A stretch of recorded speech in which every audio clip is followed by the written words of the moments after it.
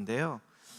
오늘 강의를 하기 전에 제가 지난주 강의를 하고 굉장히 기쁜 일이 있었습니다.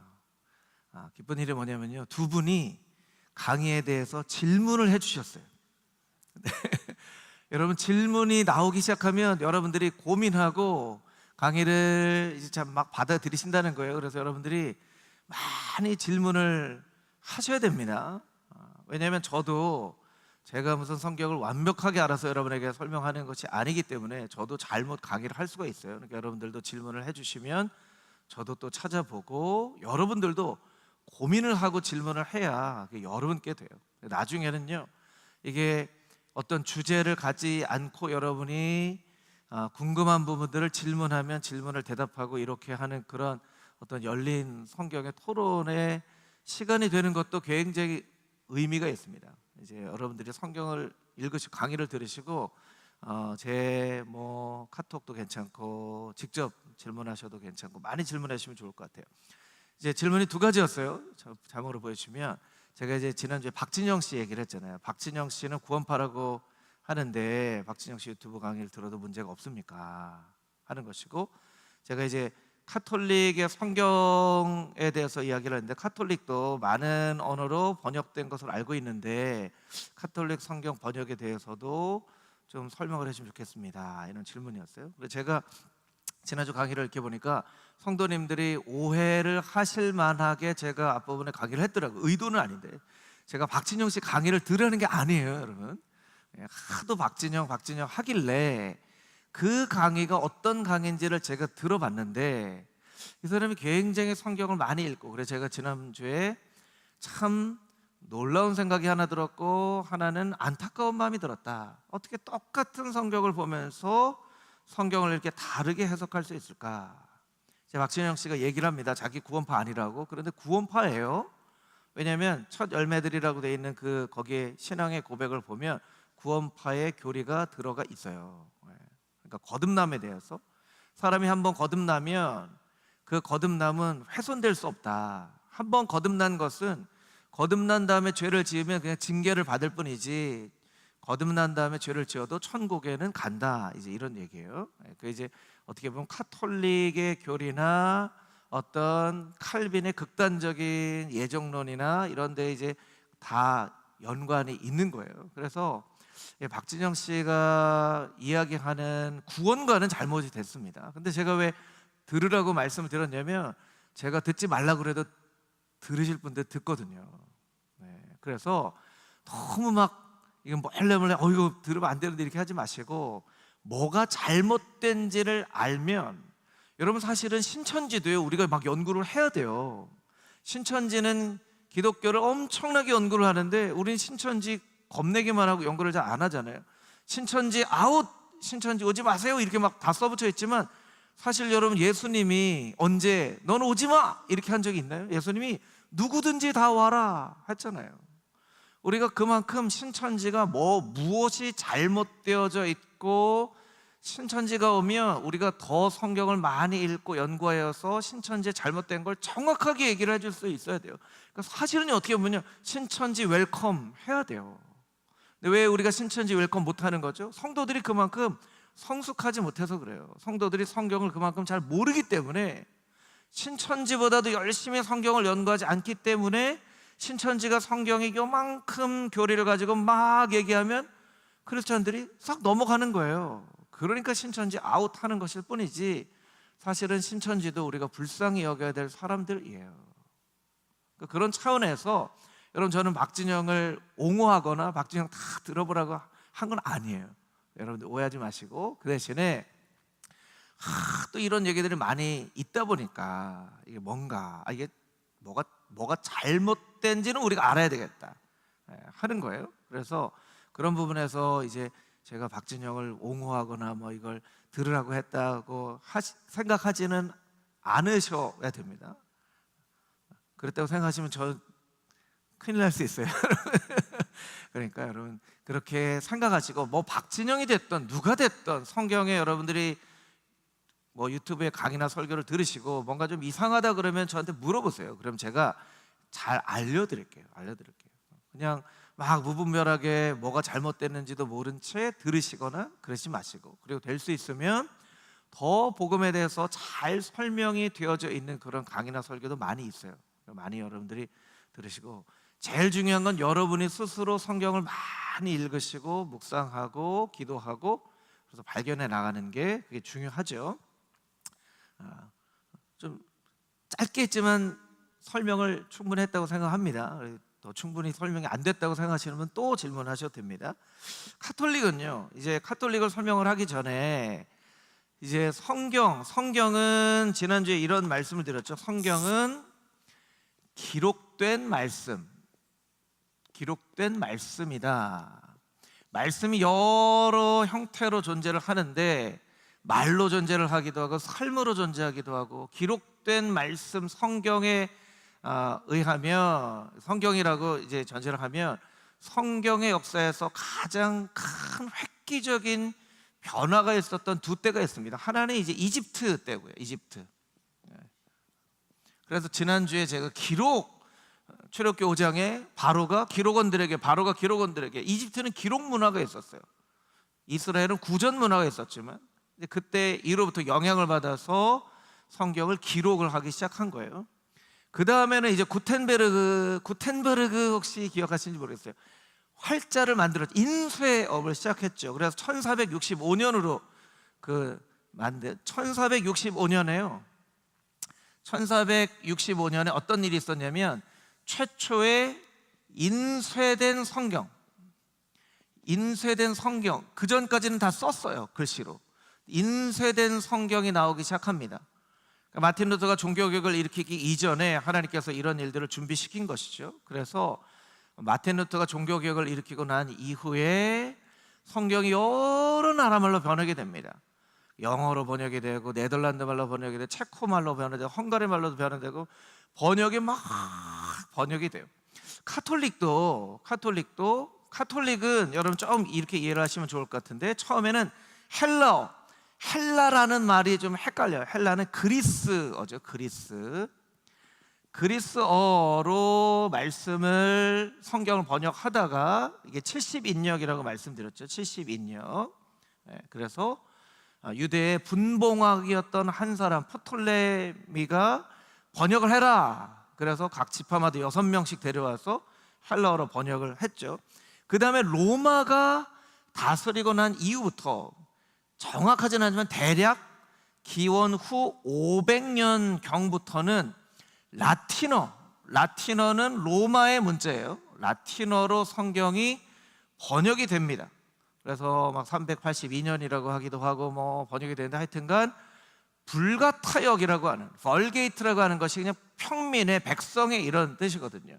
그러니까 백성의 언어로 번역했다라고 하는 라틴어 성경이 그 이후로부터는 이제 카톨릭의 공식 성경이에요. 근데 많이 이렇게 종교개혁 영향을 받아서 카톨릭도 이렇게 언어들로 번역을 합니다. 그런데 어떤 일이 있냐면 1500년대에 카톨릭도 어떤 회의를 해요. 트렌트 공회라는, 이게 좀 이렇게 얘기하면 좀 여러분 어려워하실 수 있으니까, 카톨릭 회의에서 어떤 결정을 했냐면요, 이 라틴어 성경만이 유일무이한 권위가 있는 성경이다 라고 이야기를 합니다.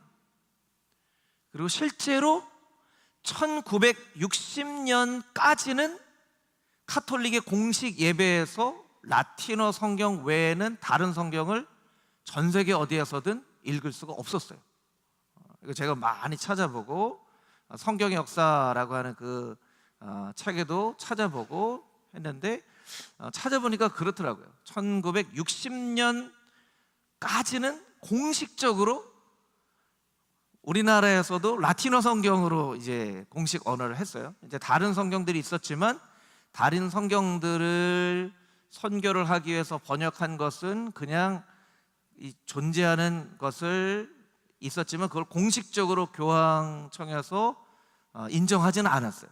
그러니까 카톨릭은 우리보다 성경에 대한 성경 번역, 각 나라 사람들의 말로 성경을 번역하는 것에 대해서는 공식적으로 이것을 권장하거나 그러지 않았습니다. 그래서 그것은 이제 지난주에 강의를 드린 것이 이제 맞는 내용이고요. 그래서 가톨릭은 그것이 참 어려운 부분이에요. 그리고 이제 기독교가 정말 기독교와 가톨릭의 차이는 어떤 것이냐면 요거 한 가지만 짧게 설명드리고 이제 강의를 시작하도록 할 텐데요. 이제 쉽게 설명을 드리겠습니다. 귀납법이라는 것이 있고요. 귀납법, 이 말 자체가 어려운데요. 귀납법이라는 것이 있고 연역법이라는 것이 있어요. 귀납법은 우리가 잘 아는 것처럼 미괄식, 그러니까 메시지가 맨 끝에 있는 거예요. 연역법은 두괄식, 메시지가 맨 앞에 있는 거예요. 그러니까 기독교는 성경을 연구합니다. 사람들이 성경을 막 연구를 막 하다 보니까 이런 진리를 발견했네 하고 신학을 만듭니다. 그래서 이게 신학이 체계가 잡혀져요. 근데 가톨릭은요 어떻게 하냐면요, 교황청의 칙령을 이렇게 발표를 합니다. 그러면 그 발표에 따라서 신학이 만들어져요.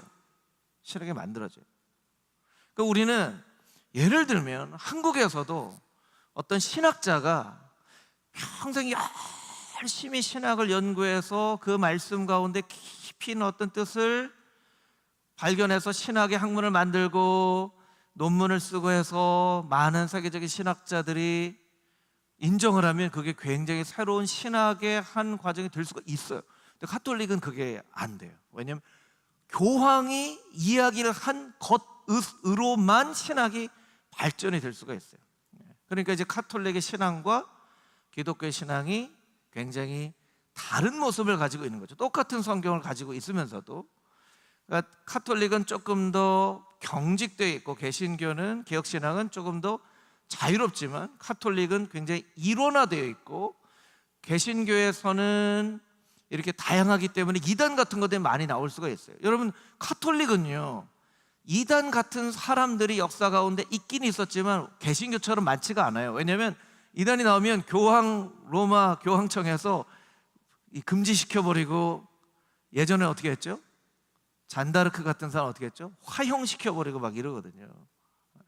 그런 차이가 있어요. 그런 차이가 있다는 것, 여기서 더 설명드리면 시간이 너무 많이 흐를 것 같고, 그래서 그렇게 여러분들이 이해를 하고 계시면 좋을 것 같습니다. 그래서 여기에 대해서 또 궁금하신 분들은 또 저한테 말씀을 해주시면 좋을 것 같습니다. 이제 오늘부터 신약으로 들어가는데요, 오늘 복음서에 대해서 말씀을 나누고 다음 주, 그 다음 주가 사도행전에 대해서, 서신서를 2번, 요한계시록 하면 한 6번, 한 4주에 걸쳐서 하려고 했는데 시간이 도저히 안 돼서 한 6번에 걸쳐서 좀 하려고 하고 있습니다.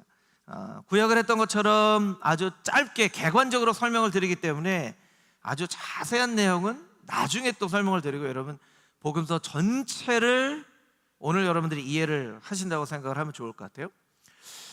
이 질문이 굉장히 중요한 질문인데요, 여러분들이 한번 생각을 해보시면 좋을 것 같아요. 첫 번째 제가 질문한 것인데, 구약 성경과 신약 성경의 가장 큰 차이는 무엇일까요? 구약 성경과 신약 성경의 차이, 무슨 차이가 있죠? 목사님, 구약은 구약이고 신약은 새로 네. 구약과 신약,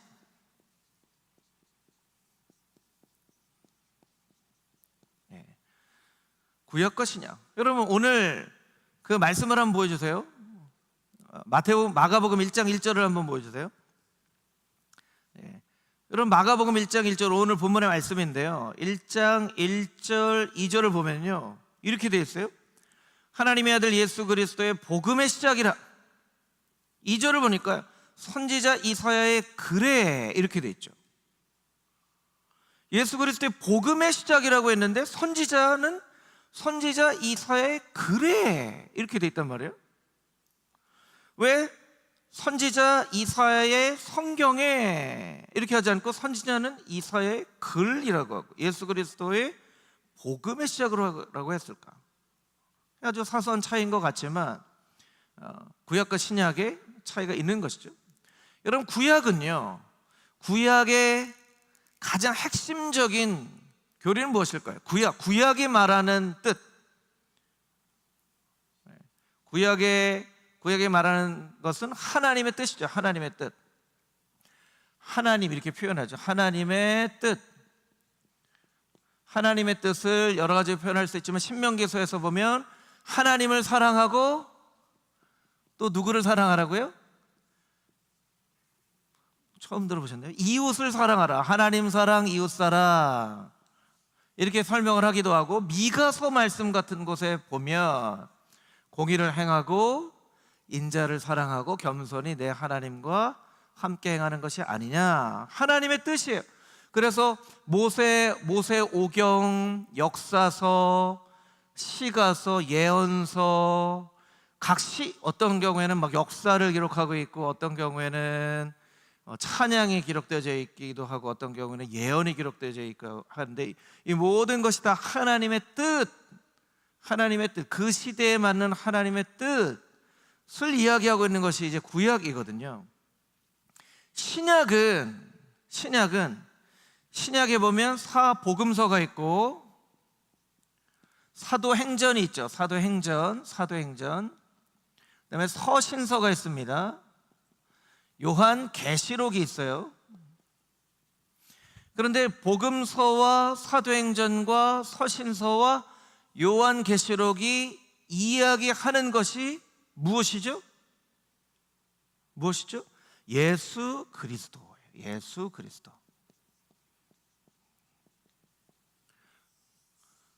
복음서도 예수 그리스도를 이야기하고 있고, 사도행전도 예수 그리스도를 전하는 이야기이고, 서신서 그 글도 어떻게 하면 예수 그리스도를 믿을 것인지, 요한계시록도 나중에 오실 예수 그리스도에 대해서 설명을 하고 있는 거예요.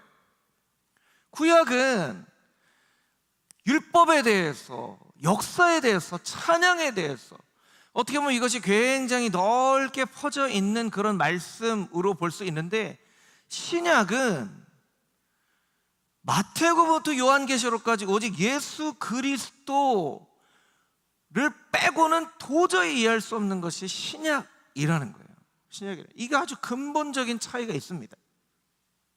여러분, 사복음서라고 했지만, 여러분, 하나님의 말씀을 복음이라고 표현했다라는 것 자체가 우리는 너무나 익숙하게 받아들이고 있지만, 잘 생각을 해보면요, 왜 구약은 이사야, 예레미야, 에스겔, 성경책의 이름이 그렇게 되어 있는데, 신약은 마태가 본 복음, 마태가 본 예수님, 누가가 본 예수님, 성경책 자체를 복음이라고 설명을 하고 있다는 거예요. 이게 사실은 놀라운 의미를 가지고 있다라는 것이죠. 구약에도 미래적인 이사야 말씀이나 예언서 말씀 같은 경우에도 보면 미래적인 그런 메시지들이 많이 담겨져 있지만, 구약은 현세적인 메시지가 많아요. 현세적인 메시지. 이 땅에서 우리가 어떻게 하나님의 뜻을 이루며 하나님의 나라를 이루며 살 것인가에 대한 메시지들이 많죠. 근데 신약은요, 현세에 대한 메시지가 있지만 내세에 대한 메시지, 영혼에 대한 메시지, 사실은 창세기에서부터 사람들이 에노스 때부터 영원하신 하나님, 엘올람, 영원하신 하나님을 찬양했어요. 그런데 구약의 사람들은 영원하신 하나님을 찬양하는 법을 알았지만, 그럼에도 불구하고 영원하신 하나님보다는 현세에 죄를 짓고 벌을 받고 다시 회개하고, 죄를 짓고 벌을 받고 다시 회개하고, 이것을 계속 반복을 하고 있단 말이에요. 그런데 예수님께서는 오시면서 나를 믿는 자는 죽어도 살겠고 살아서 나를 믿는 자는 영원히 죽지 아니하리라, 영원에 대한 말씀을 하신다는 거예요.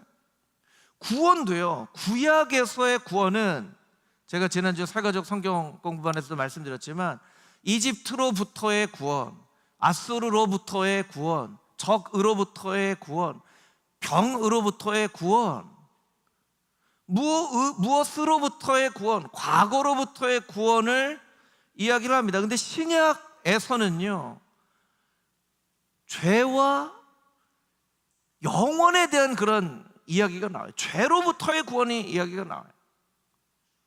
그 신약 예수 그리스도께서 이 땅 가운데 오시면서 우리의 속 사람, 우리가 영혼을 바라보는 영적인 사람인 것을 예수님께서 이야기를 하시고 영원한 생명으로 우리를 말씀하셨다는 거예요. 그러니까 신약과 구약의 큰 차이가 거기에 있어요.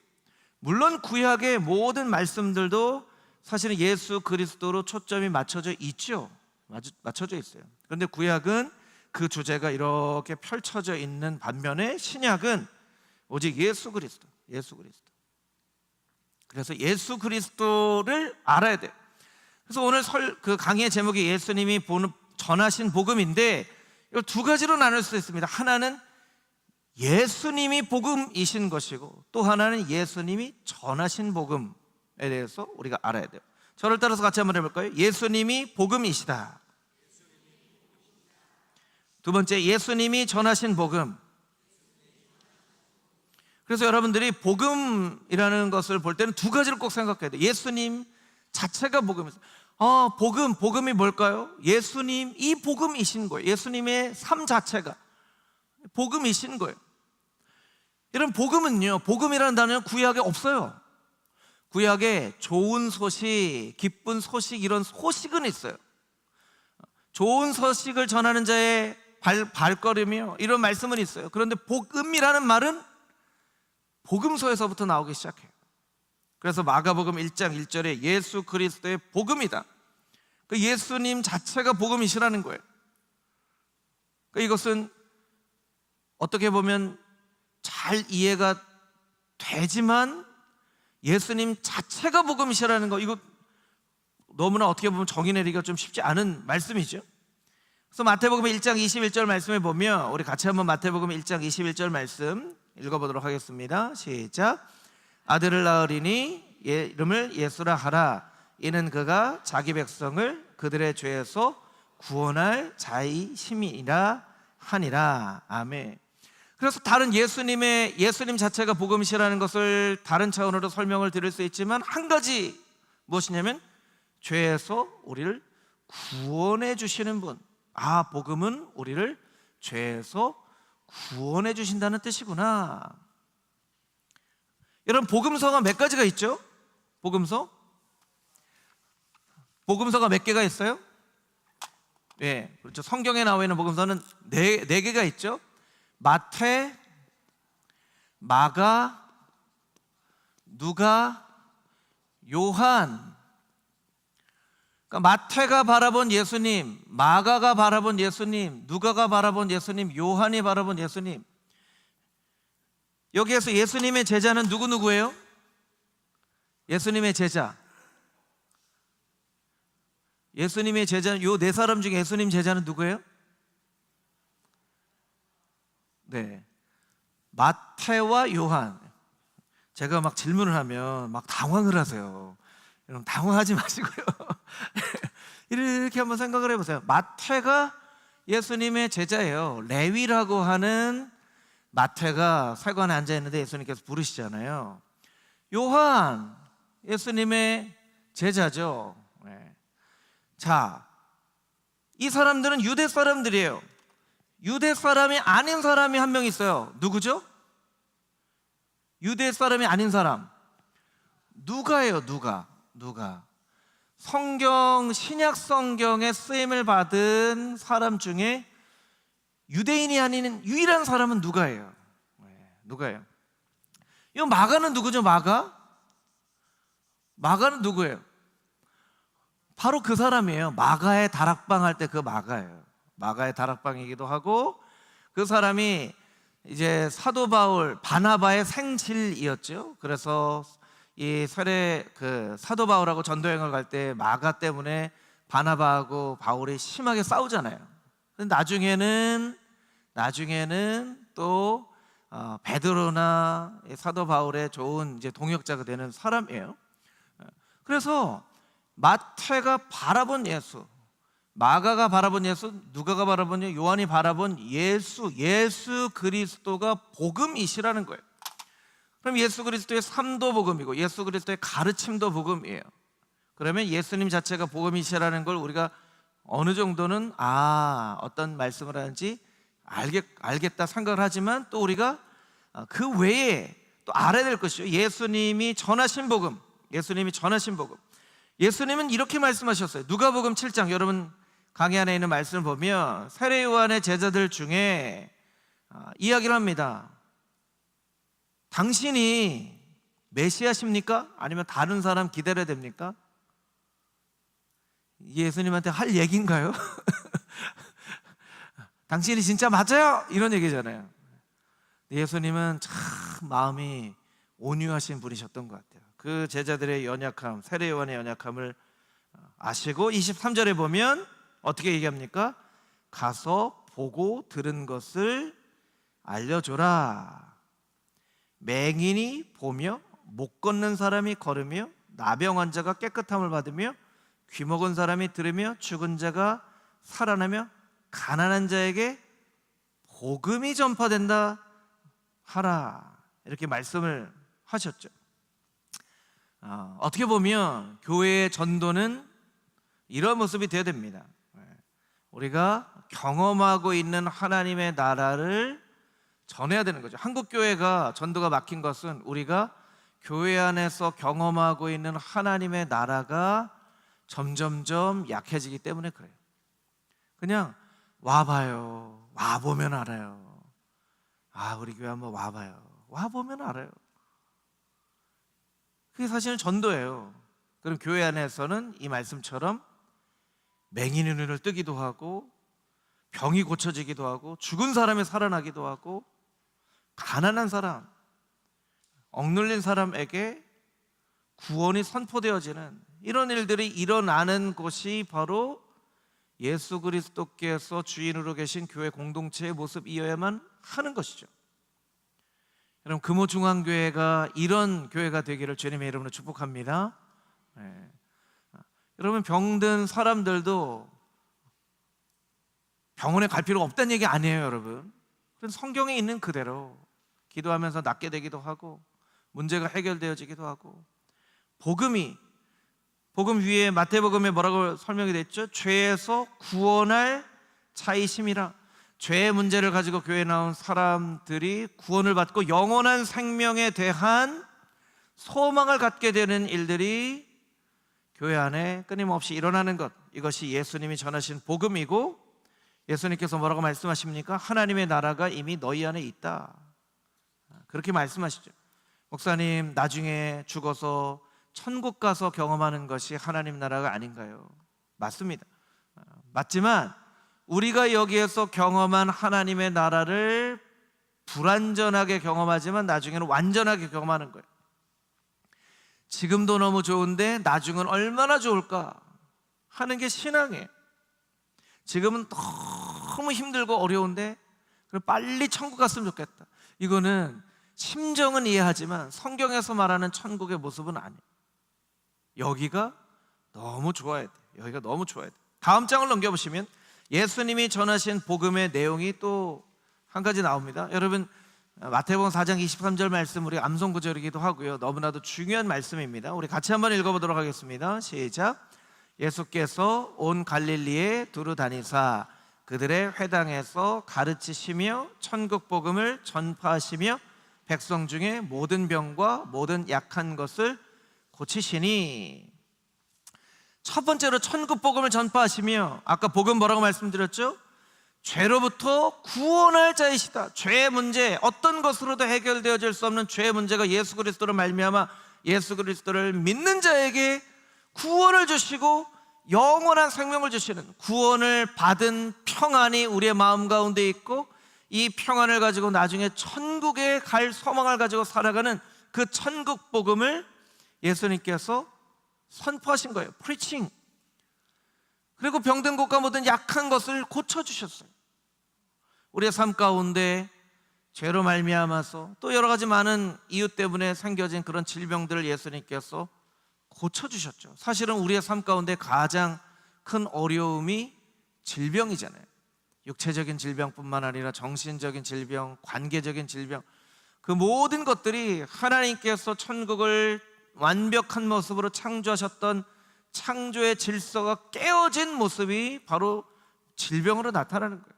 이것들을 예수님께서 고쳐주시고, 여러분 고쳐주셔도 그럼 고쳐주시면 영원히 사나요? 아니요, 또 죽어요. 그런데 고쳐주시면 거기에 은혜가 있죠. 하나님께서 나를 이렇게 고쳐주시고, 이런 것처럼 하나님께서 내가 죽으면 새로운 피조물로 천국으로 나를 인도해 주시는구나 라고 우리가 생각을 하고 경험할 수 있도록 고쳐주시는 거죠. 그리고 회당에서 가르치십니다. 여러분, 회당에서 가르치시는 것은요, 말씀이에요. 회당에서 가르치는 내용은 유일하게 말씀밖에 없어요. 말씀. 회당은요, 유일하게 말씀을 가르치는 것이에요. 그래서 예수님께서는 말씀을 가르쳐 주셨다는 거예요.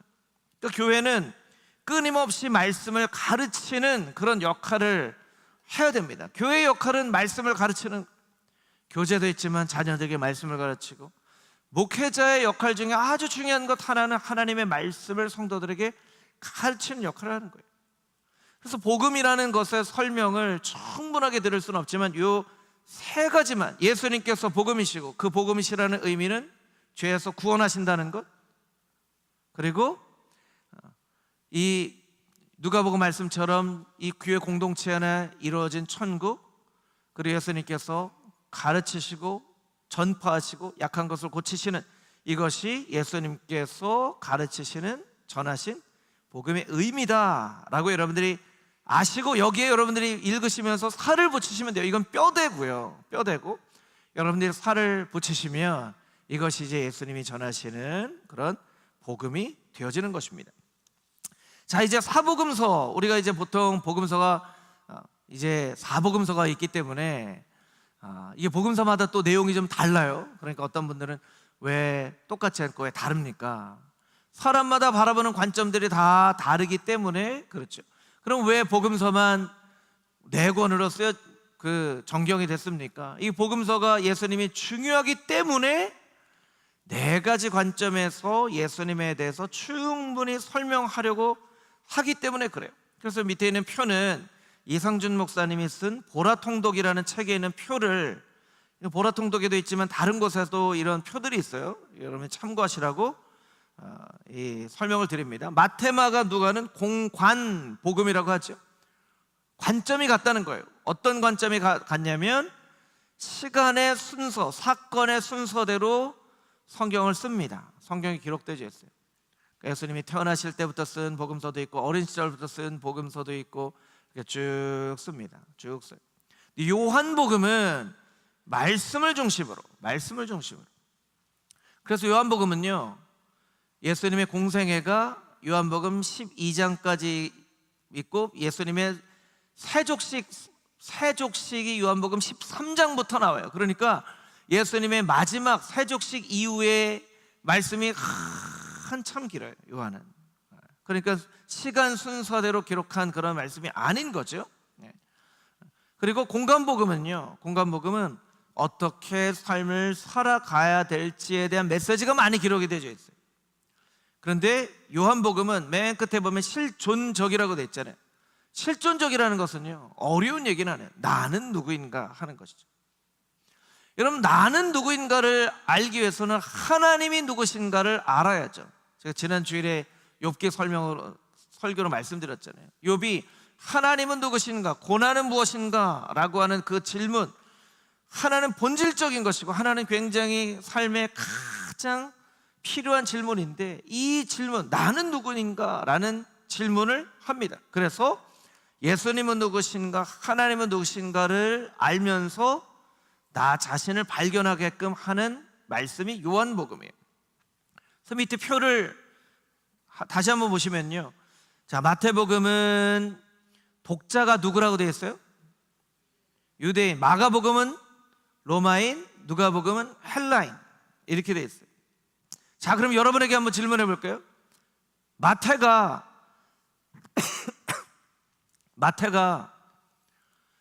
나는 유대인들에게 예수님이 어떤 분인지 내가 써야지, 이렇게 썼을까요? 아니야. 지금은 로마 시대잖아. 로마 사람들에게 얘기하지. 그래서 마가가 나는 유대인들에게 안 쓸 거야, 나는 로마 사람들에게 쓸 거야, 이렇게 복음서를 썼을까요? 아니에요. 마테마가 누가가 자신들이 본 예수님에 대해서 썼는데 쓰고 나서 보니까 하나님이 마테마가 누가를 통하여서 마태복음은 유대인들에게 익숙한 말씀으로, 마가복음은 로마 사람들에게 익숙한 말씀으로, 누가복음은 헬라 사람들에게 익숙한 말씀으로 이렇게 쓰신 거예요.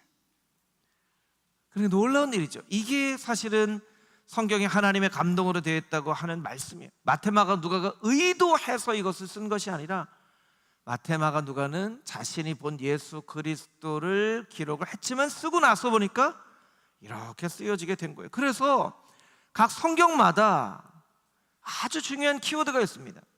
마태복음은요, 왕으로 오신 예수님, 왕이라는 것은 주권자를 의미하는 거거든요. 주권자, 이 세상을 다스리시는 분, 이 세상의 주인이신 예수님에 대해서 성경에 이렇게 쭉 기록이 되어 있어요. 그래서 그 밑에 마태복음에 보면 왕의 이 설명들이 쭉 있죠. 그래서 마태복음은요, 다윗의 자손 예수요, 이런 구절이 다른 복음서에서는 없는데 마태복음에서는 9번이나 쓰여져요. 그럼 마태복음은요, 구약에 있는 말씀들을 많이 인용해요. 유대인들을 대상으로 유대인들에게 설득력 있는 복음을 전파하기 위해서. 그래서 선지자로 하신 말씀이 이루어졌다 하는 말씀이 마태복음에만 13번이나 쓰여졌어요.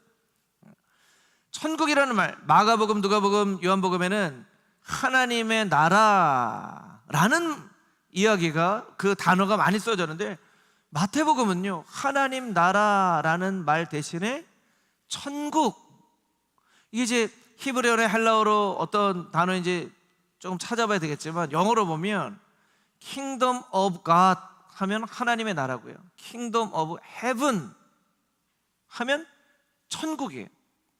그러니까 유대인들은요, 왜 천국을 이야기할 수밖에 없었냐면 삶의 현실이 너무나 힘들기 때문에 천국에 대해서 많이 생각을 한 거예요.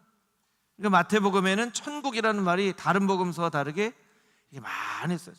천국은 메시아가 왕으로 다스리시는 그거, 이제 이런 이 생각들이 마태복음에 담겨져 있는 것이죠.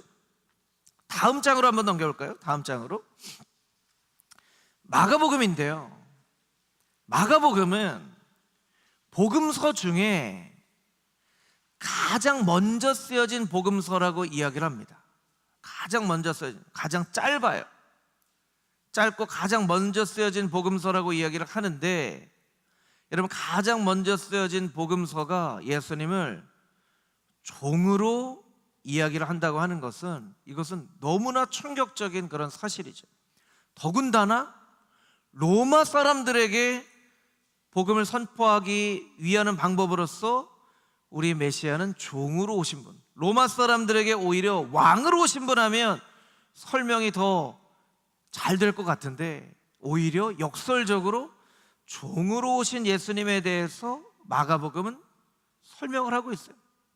그래서 여러분, 마가복음은요, 다른 복음서와 다르게 다른 어떤 기적이나 비유보다 그냥 말씀이 많습니다. 말씀이 많아요.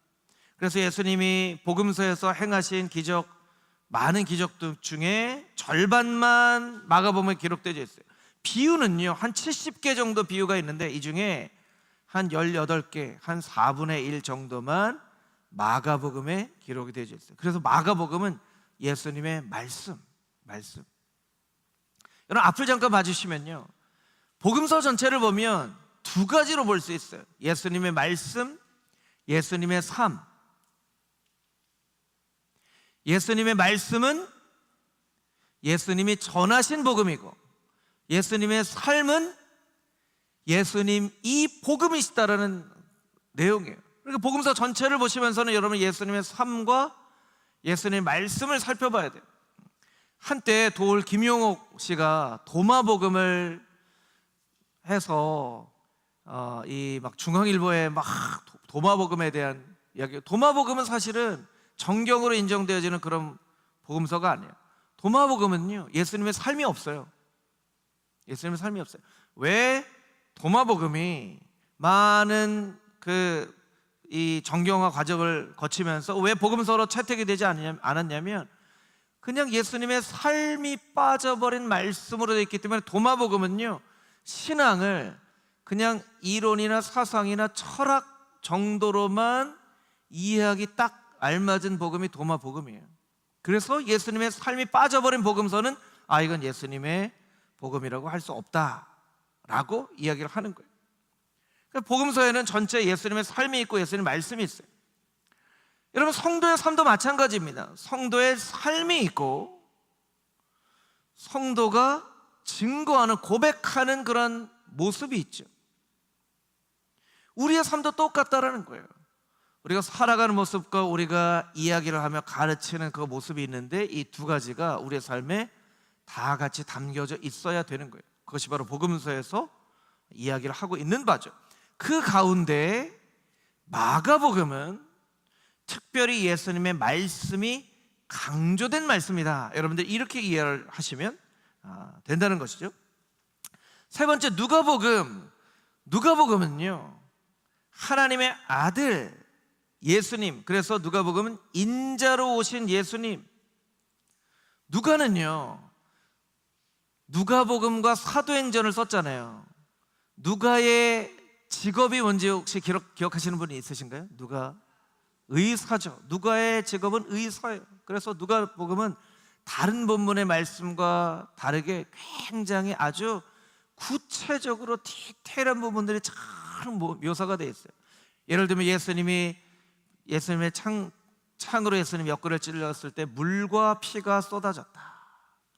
물과 피가 쏟아졌다는 것은 이것이 벌써 이 안에서 보여서 혈액과 혈소판으로 나누어져서 물과 피가 되었다. 이거 의사적인 관점으로 설명을 한 거예요. 그래서 누가복음은 이 예수님의 모습에 대해서 가장 자세하게 설명을 했을 뿐만 아니라, 여러분, 누가가 설명만 하고 끝나는 것이 아니고요, 누가복음에는 다른 복음서와 다르게 기도와 찬송이 많습니다. 기도와 찬송이 많아요. 여러분 한번 생각해 보세요. 우리는 감정적인 사람이 찬송하고 좀 기도한다고 생각하고, 이성적인 사람은 막 분석하고 연구한다고 생각하는데요, 누가는 그 어떤 성경에 쓰임받은 사람들보다 더 분석하고 관찰하는 그런 능력이 뛰어나는데, 그것을 통해서 관찰하고 연구하는 것에서 끝난 것이 아니라 그것의 목적이 하나님을 찬양하고 하나님께 기도하는 것임을 누가는 알고 있었어요. 우리가 성경을 읽거나 신앙생활을 할 때 그런 얘기 하는 경우도 아마 있으실 거예요. 뭐 이렇게 신앙생활을 복잡하게 해. 뭐 이렇게 자꾸 따져. 그냥 믿어. 그냥 교회에서 하라는 대로 하면 돼. 물론 맞습니다. 교회에서 하라는 대로 하시면 돼요. 그렇지만 우리가 하나님 말씀을 읽으면서 베레아 사람처럼 이 말씀의 뜻이 이러한가, 이 말씀의 뜻이 어디에 있는가를 우리가 자세히 깨달아 알아야만 합니다.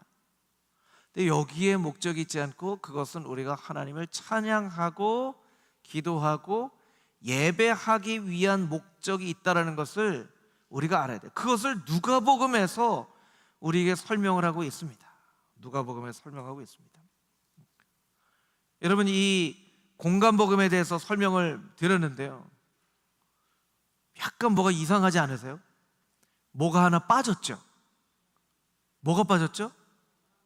요한복음이 빠졌어요. 요한복음은 조금 특별하게 더 설명을 드려야 되기 때문에 오늘 1시간 안에 이걸 다 설명드리기가 어려워서 다음 주에 요한복음에 대해서 설명을 드리고 사도행전으로 넘어갈 거예요. 그러니까 여러분들이 그렇게 이해를 하시면 좋을 것 같고요, 공간복음에 대해서만 여러분이 잘 이해를 하시면 됩니다. 근데 맨 뒤에 장에 골로새서 말씀을 쭉 1장에 있는 말씀을 이렇게 쭉 설명을 했어요. 왜 이 골로새서 말씀을 여러분들에게 드렸냐면 여러분에게 숙제처럼 드리려고 하기 때문에 그래요. 우리가 여러분에게 퀴즈를 하나 낼 텐데요, 이 퀴즈는요 진짜 손을 들고 맞히시는 분에게 제가 책을 한 권 선물을 해드릴게요. 여러분 잘 들으세요. 복음 복음이라는 말이 가장 많이 횟수입니다. 많이 나온 신약 성경의 책은 어떤 책일까요? 복음이라는 말이 가장 많이, 횟수가 가장 많이 나온 책은 무슨 책일까요? 손 들고 한번 얘기해 보세요. 네, 마태복음 아닙니다. 요한복음도 아닙니다. 점점 줄어들고 있어요. 골로새서 아닙니다. 골로새서 여기 있는데 손을 들고 마가복음도 아닙니다. 이제 거의 여러분들이 잘 아실 것 같은데, 복음이 가장 많이, 복음이란 단어 가장 많이 나와 있는 사도행전도 아니에요. 방금 비슷하게 손만 드시면 될 것 같은데.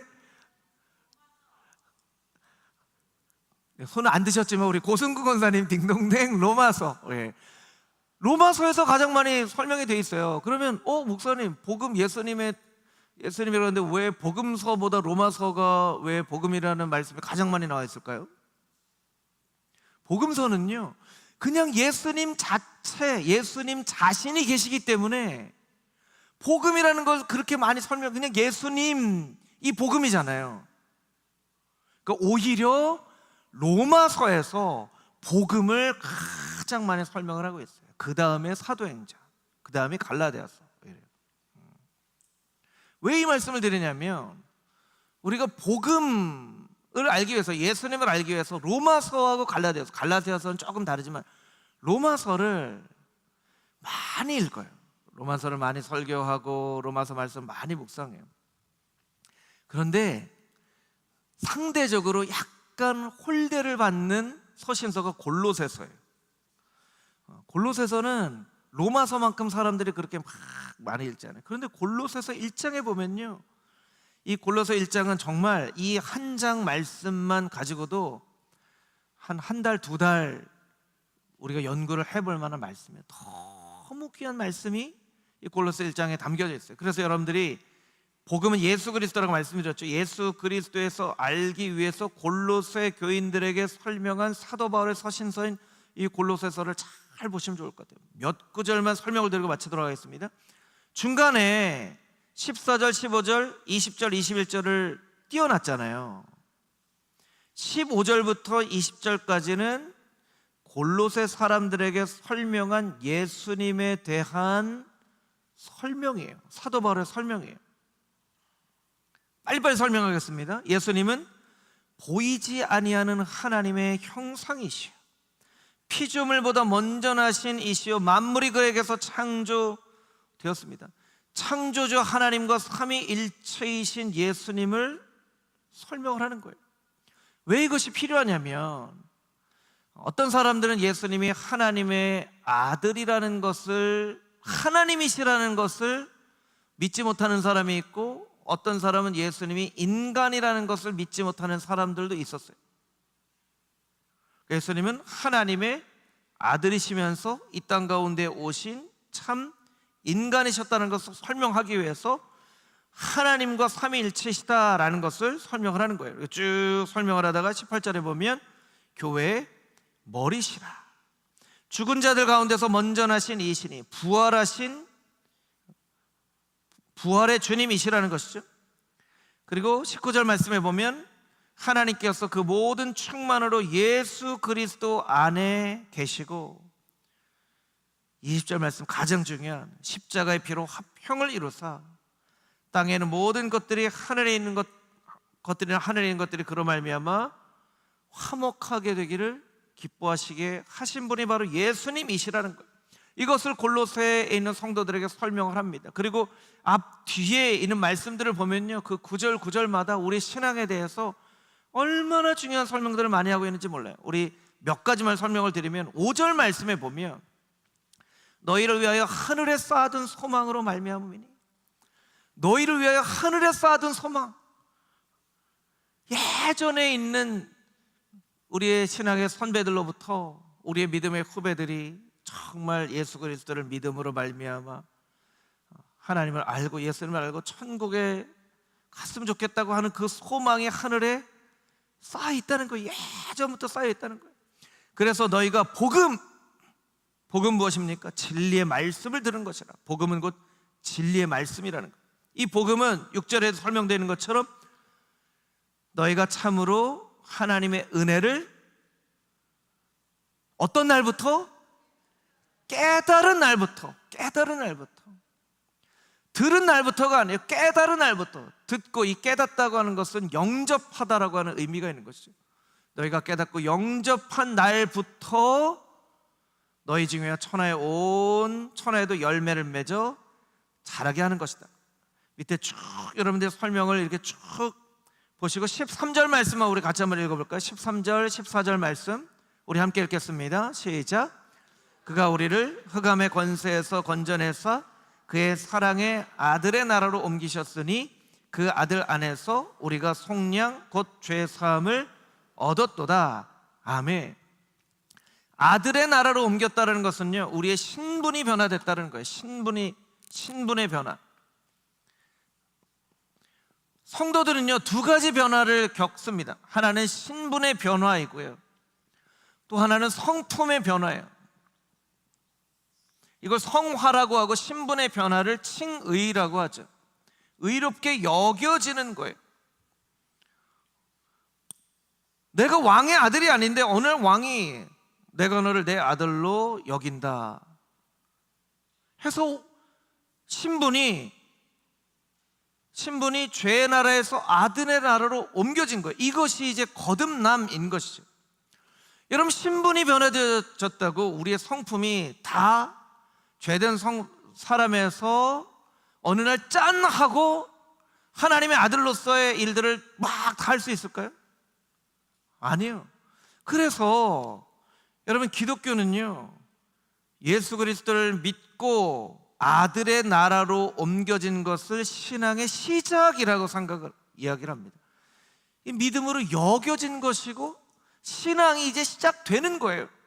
그래서 아들답게 살아가는 삶을 이 세상에서 살다가 천국에 가면 하나님께서 그 아들의 나라에서 영원히 다스리도록 우리를 인도하시는 것이죠.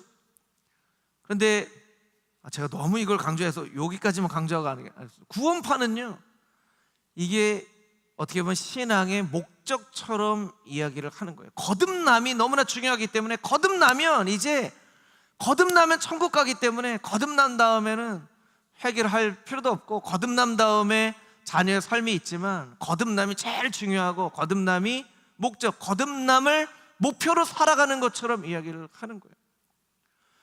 여러분, 아들의 나라, 신분이 변화되었지만 아들처럼 살아가지 않은 사람은 결국 신분의 변화가 아무 그 사람에게 의미가 없는 거예요. 거지가 왕자가 됐는데 왕국에 가서도 계속 거지처럼 살아요. 그럼 이거 왕자라고 할 수 있을까요? 거지라고 해야 될까요? 거지인 거예요. 대한민국 국적을 받았어요. 그런데 대한민국 국민처럼 안 살아요. 그 대한민국 국민이라는 것이 무슨 의미가 있냐는 거예요. 그래서 아들의 나라로 우리의 신분이 변화되어졌다라는 거예요. 한 가지만 더 설명을 드리도록 하겠습니다. 밑으로 쭉 내려와서 24절, 25절 말씀 우리 마지막으로 같이 한번 읽어보도록 하겠습니다. 24절, 25절 시작. 나는 이제 너희를 위하여 받는 괴로움을 기뻐하고 그리스도의 남은 고난을 그의 몸된 교회를 위하여 내 육체에 채우노라. 내가 교회의 일꾼 된 것은 하나님이 너희를 위하여 내게 주신 직분을 따라 하나님의 말씀을 이루려 함이니라. 아멘. 예수 그리스도의 복음을 전하면서 괴로움을 기뻐하고 그리스도의 남은 고난을 그의 몸된 교회를 위하여 육체에 채운다라고 이야기를 하고 있습니다. 그리고 교회의 일꾼이 된 것은 하나님의 말씀을 이루려 하기 위하여 내가 교회의 일꾼이 되었다. 복음서는요, 예수님께서 복음이신 것을 말씀하지만 여러분, 사도행전 이후로부터 예수님의 복음은 하나님의 교회를 통하여서 많은 사람들에게 전파되었을 뿐만 아니라 보여졌어요. 성경은 기록된 말씀이라고 말씀드렸잖아요. 교회는 보여지는 말씀이에요. 예수님이 전하신 복음이 있고 예수님 자체가 복음이신 것이고, 그래서 예수님이 전하신 말씀은 예수님의 가르침을 따라서 복음서를 통해서, 기록된 말씀을 통해서 많은 사람들에게 들려져요. 그런데 예수님은 지금 안 계시잖아요. 예수님은 부활하셔서 먼저 하늘 올라가셨거든요. 그럼 예수님, 보여지셨던 예수님의 모습을 대신할 사람, 대신할 사람들이 필요한데, 이것이 바로 교회라는 거예요. 그래서 오늘날의 교회는 어떤 곳인가? 복음이신 예수님을 세상에 보여줄 수 있는 그 말씀이 바로 교회인 거예요. 그래서 서신서, 사도행전이나 서신서에서는 계속 교회가 강조되는 것이죠. 교회가 강조되는 거예요. 여러분, 만약에 교회가 필요 없다면 역사적으로 보면 무교회주의자들도 있었어요. 교회가 하도 불완전한 모습을 하니까 하나님과의 관계가 중요하지, 무교회주의자들이 있었어요. 여러분, 무교회주의자들, 만약에 교회가 필요 없다면 이 하나님 말씀 가운데 교회에 대한 말씀이 이렇게 필요가 없는 거예요. 근데 성경은 교회를 이야기합니다. 복음이신 예수님이 보여질 수 있도록, 이 땅 가운데. 그래서 여러분, 오늘부터 남은 한 주간의 삶, 여러분들이 세상에 보여지는 예수님의 삶, 복음이다 라는 것을 꼭 생각하시면서 교회 안에서도 교회 밖에서도 보여지는 복음으로 살아가시는 여러분 모두가 되시기를 주님의 이름으로 축복합니다.